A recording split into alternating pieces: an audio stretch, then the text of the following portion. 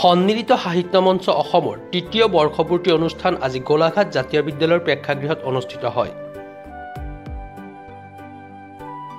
প্ৰথম কাৰ্যসূচী হিচাপে সভানেত্ৰী পাৰিজাত বৰুৱাই মঞ্চৰ পতাকা উত্তোলনেৰে শুভাৰম্ভ কৰে। মঞ্চৰ প্ৰকাশকদ্বয় দিজুমণি হাজৰিকা আৰু শংকৰদেৱে বন্তি প্ৰজ্বলন কৰে। বৰ্ষপূৰ্তি অনুষ্ঠানৰ লগত সংগতি ৰাখি সন্মিলিত সাহিত্য মঞ্চ অসমৰ তৰফৰ পৰা অসমৰ বিশিষ্ট শিশু সাহিত্যিক শ্ৰদ্ধাৰ শ্ৰীযুত শান্তনু তামুলুদেৱক জীৱনজোৰা শিশু সাহিত্য মহাৰথী বঁটা, শ্ৰীযুত অজিত বৰুৱাদেৱক জীৱনজোৰা সাহিত্য সাধনা বঁটা, শ্ৰীযুত সঞ্জয় কুমাৰ তাঁতীদেৱক জীৱনজোৰা কাব্য সাধনা বঁটাৰে সম্বৰ্ধনা জনোৱা হয়।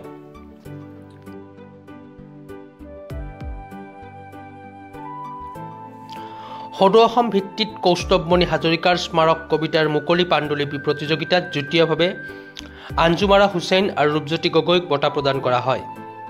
সদৌ অসম ভিত্তিত অনুষ্ঠিত কৰা কবিতা প্ৰতিযোগিতাত বিজয়ী হোৱা 4গৰাকী কবিক বঁটা প্ৰদান কৰা হয়। প্ৰথম অংকুৰিত ফুকন, দ্বিতীয় দীপালী শইকীয়া আৰু সতীৰ্থ মাধৱ দত্ত আৰু তৃতীয় সুশান্ত বৰুৱা।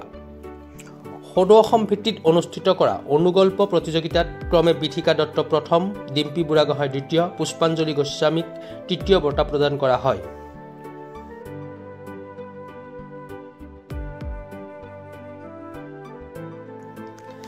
গোলাঘাট জিলা ভিত্তিত অনুষ্ঠিত কৰা চিত্ৰাংকন প্ৰতিযোগিতাত বিজয়ীসকলক বঁটা প্ৰদান কৰা হয়।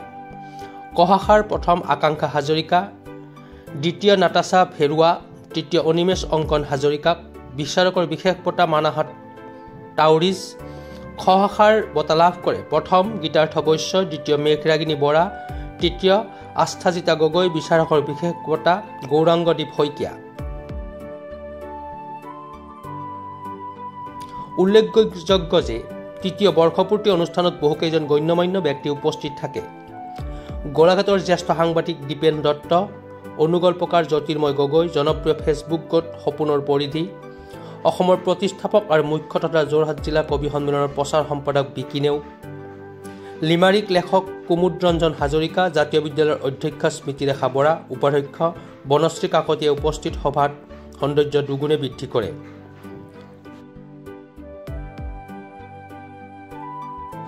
গোলাঘাটৰ পৰা বিকি নেওগৰ ৰিপৰ্ট, প্ৰাতঃ টাইম ডিজিটেল। শদিয়াৰ পৰা ধুবুৰীলৈ, বৰাকৰ পৰা ব্ৰহ্মপুত্ৰলৈ সকলোৰে মাজত চিনাকি এটা নাম প্ৰাতঃ টাইম। থলুৱা ভাষা, কৃষ্টি আৰু সত্য বাতৰিৰ আধাৰত প্ৰতিষ্ঠিত খবৰ প্ৰাতঃ টাইমৰ প্ৰতিটো বা বাতৰি পুংখানুপুংখভাৱে চাবলৈ Facebook, YouTube, website, Twitter, Instagram আৰু ব্লগাৰ পেজত লাইক আৰু ফ'ল' কৰক।